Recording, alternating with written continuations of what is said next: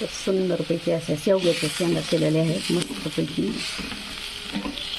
तर यामध्ये टाकलेल्या आहेत कोथिंबीर, अद्रक, लसूण, जिरे, मोहरी असं छानपैकी टाकून शेंगदाण्याचं कूट पण टाकलेलं आहे आणि मस्तपैकी अशी शेवग्याच्या शेंगाची भाजी बनवलेली आहे. तर कॅल्शियमयुक्त शेंगा, कॅल्शियम भरपूर प्रमाणात असतं शेंगामध्ये. मस्तपैकी अशा शेवग्याच्या शेंगा.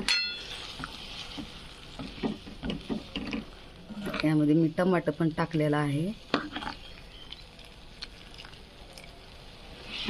लसूण टाकलेला आहे आणि कांदा पण असा चिरूनच टाकलेला आहे. तर सुंदरपैकी असे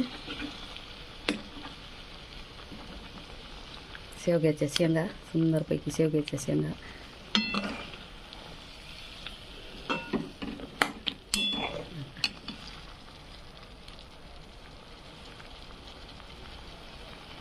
तुम्हाला जर व्हिडिओ आवडला तर लाईक, शेअर आणि कमेंट करा.